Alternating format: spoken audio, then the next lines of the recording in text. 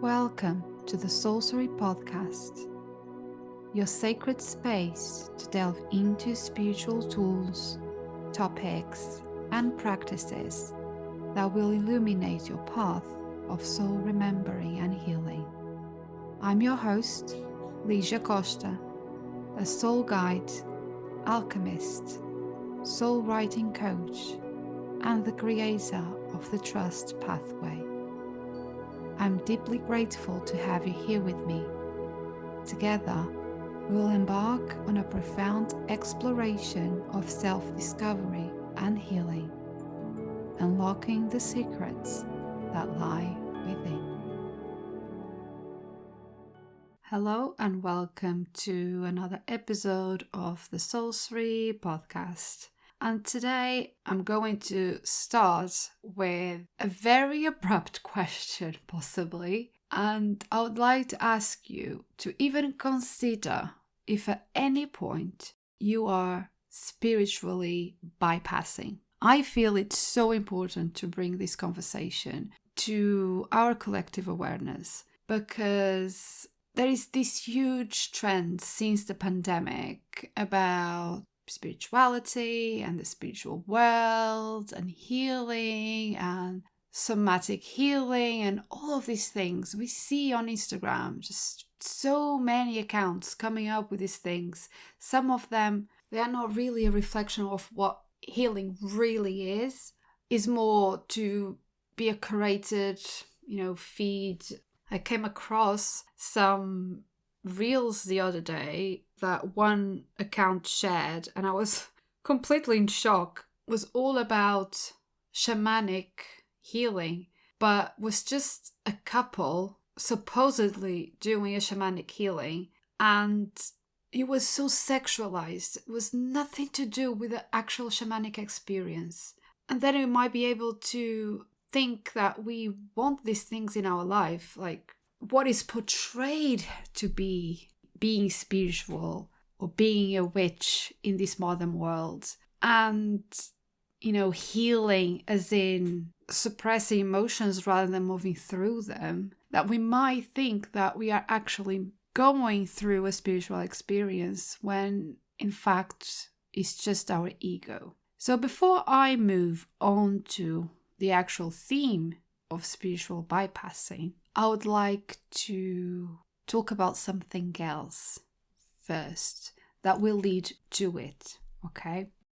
In this 3D world that we live, we were often conditioned to believe that only material things are the things that truly matter.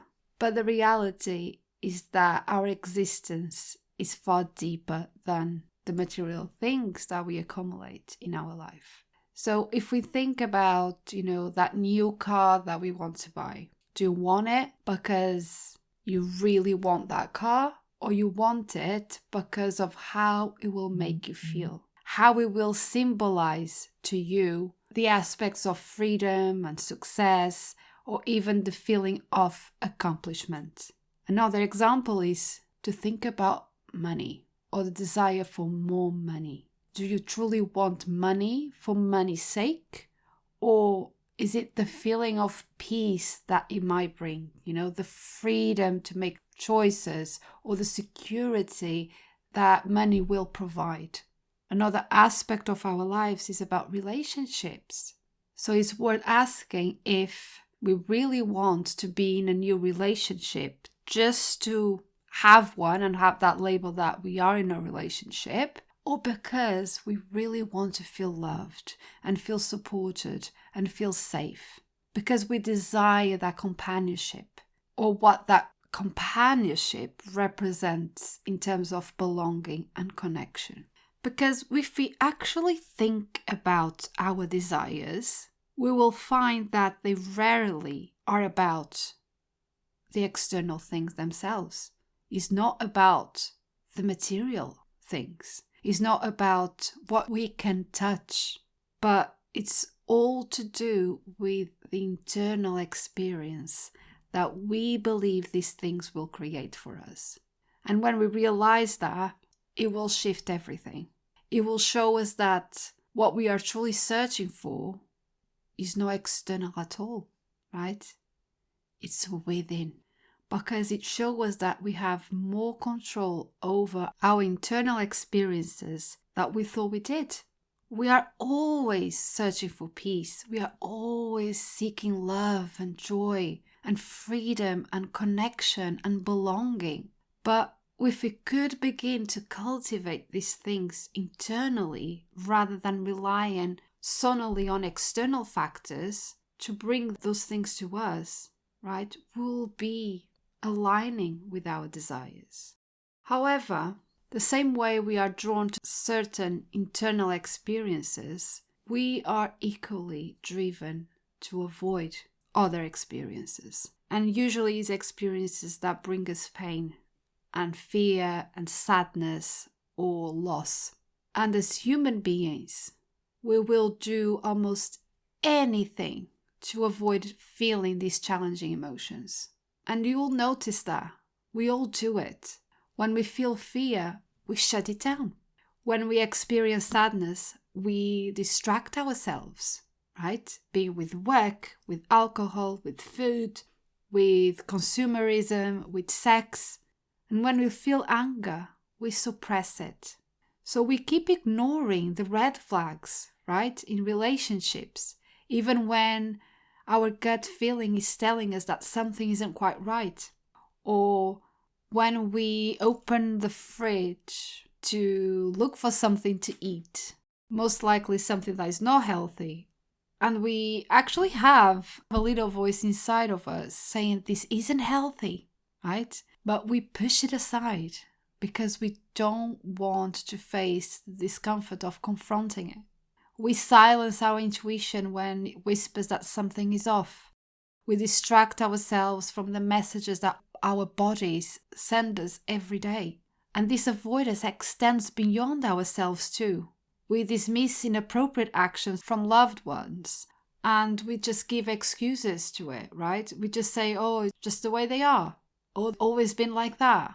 But deep down, we know we are avoiding something. We are avoiding that discomfort that comes with facing things as they truly are. And this pattern doesn't just happen in our personal lives. It also extends to how we view the world, right? We see injustice or suffering in the world and we dismiss it. We say, oh, that's just the way it is, or it's out of my control, there's nothing I can do.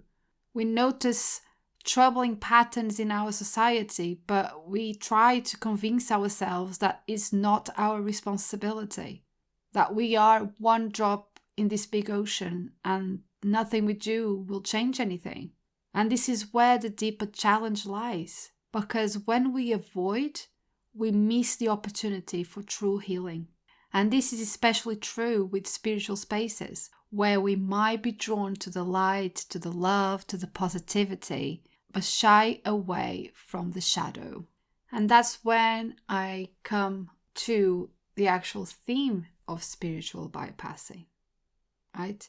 This is not a new concept, okay? This term was first created by John Wellwood in the 1980s to describe a tendency to use spiritual beliefs or practices as a way to bypass or to avoid confronting painful emotions and unresolved issues or difficult life situations. And when we engage in spiritual bypassing, we avoid the things that we don't want to feel, right? We might convince ourselves that because we are spiritually evolved, we should always be peaceful, right?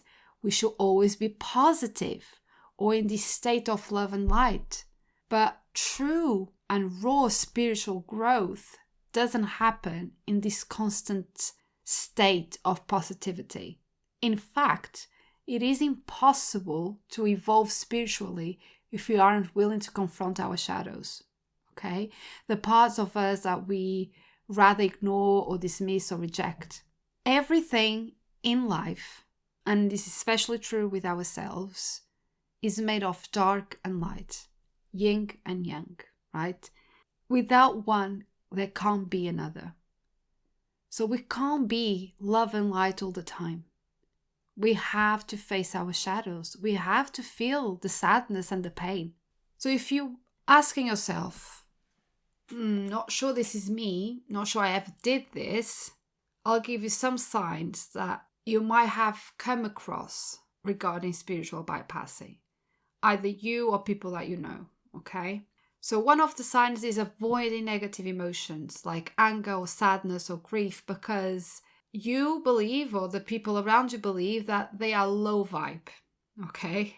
Or that they are not in alignment with our spiritual journey. So we don't feel it. Oh, I'm not going to feel angry because it will lower my vibration. And that's not who I am, right?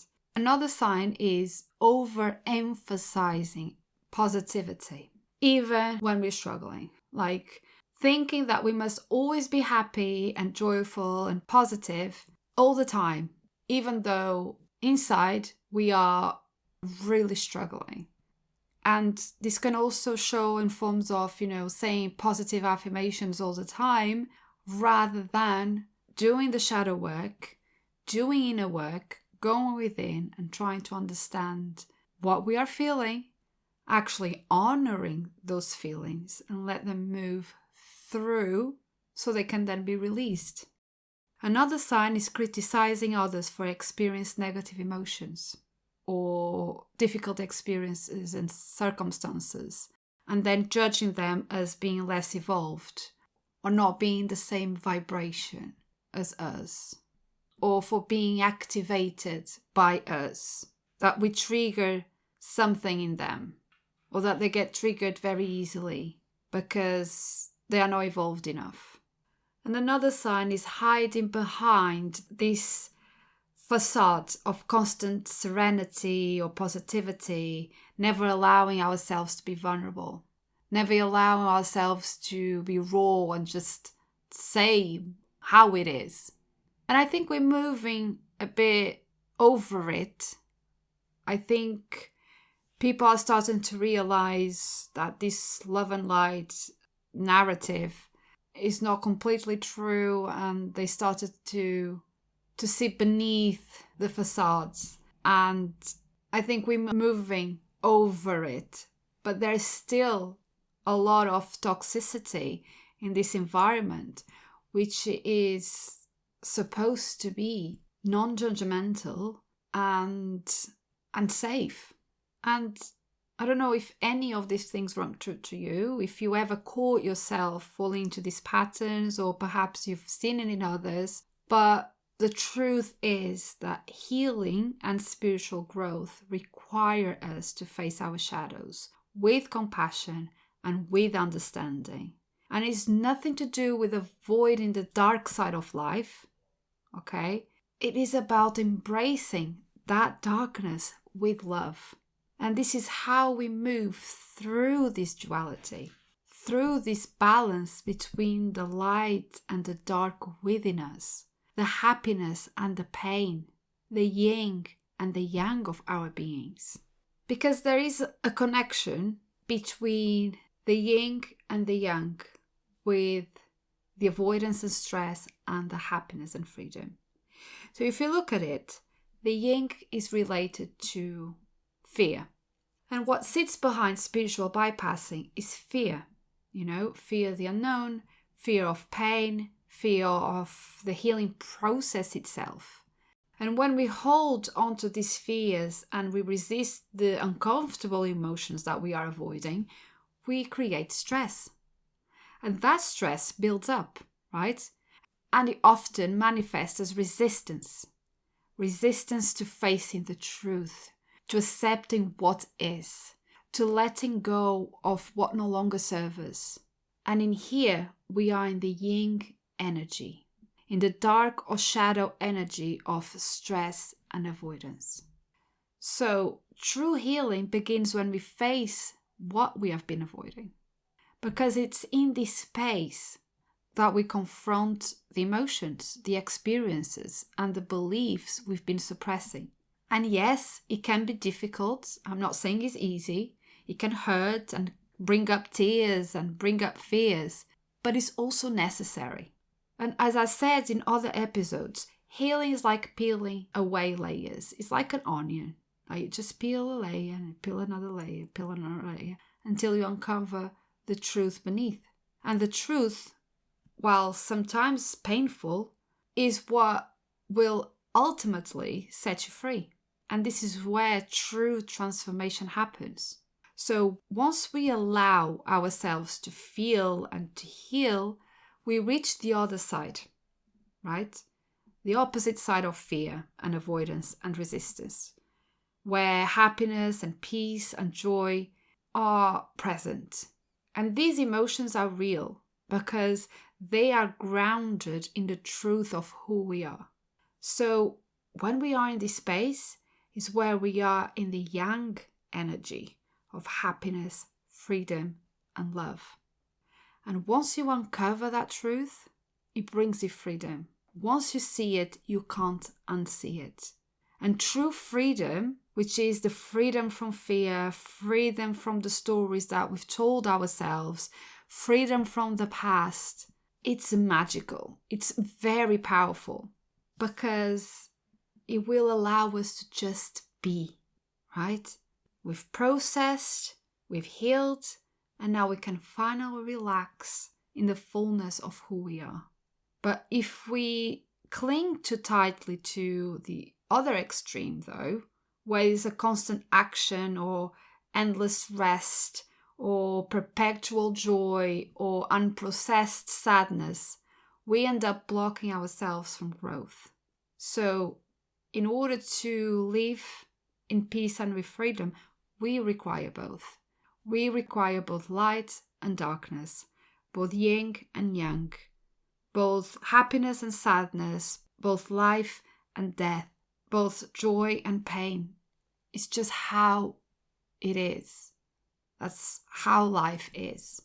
We can't bypass certain emotions just because it makes us feel uncomfortable and only decide to feel other emotions because we are lying to ourselves. We know deep down and in our bodies, we feel the sadness and the pain. We are just trying to mentally convince ourselves that we are not feeling it. The same way that we try to convince ourselves that our desires lie in the material world, in the material things that we accumulate in life, when in reality is within, is in that peace and freedom and love and joy that we seek within, right? And here is the link between the beginning of this conversation when I brought that into your awareness and how you might be spiritual bypassing, even in the little things.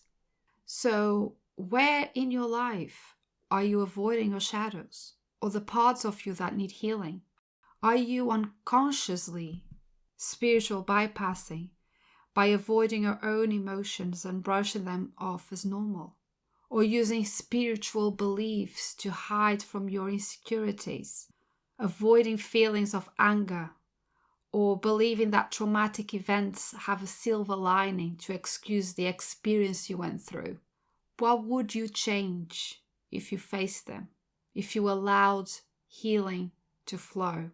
And how might that shift, not just in your life, but in the collective energy of the world around you? Because if you think of spirituality, true spirituality, it means embracing it all. The light and the dark, the joy and the pain, the love and the fear, the yin and the yang. So are you ready to experience all of life? To move through the pain and emerge into the peace and the joy and the freedom that await you on the other side? Because that's what you desire the most, deep within. And is within your reach, is within you, not outside of you. Okay? Before I love you and leave you, I'll pull a card from my Trust Journaling deck. And the card I pulled is from the Soul Suite, and the Soul Inquiry is: do I regularly allow myself to see the possibilities around me? Do I regularly allow myself to see the possibilities around me? And the affirmation is: I can think and dream in unlimited ways. Right. Beautiful, beautiful card that invites you to look at the possibilities around you that will bring to you the feelings that you seek, the freedom and the peace and the joy and the love and the belonging that you seek within you and that are possible around you, but only if you experience all of life. Only if you allow yourself to become all that you are meant to be, because you are worthy of the peace and happiness that come from embracing both the light and the shadow. I hope this episode was helpful and it activated something in you. If at some point in this conversation you felt activated, you felt triggered, I invite you to inquire with yourself why that is. Why did you feel triggered? What was in the conversation that triggered you? What was being mirrored to you that is happening in your inner world? Okay? Thank you so much for listening, and I'll see you on the next one. Thank you for listening to the Soulcery Podcast and for holding space for this conversation. It is truly magical to be able to walk with you on this journey of soul healing and inner transformation. If you resonated with this episode and found it valuable, I would be grateful if you could leave a review on iTunes. Your feedback helps me reach more souls searching for guidance and healing. For more guidance and soul wisdom to support soul awakening women through the journey of alchemy, please visit my website www.lisiacosta.co.uk. Love and healing to all. See you on the next one.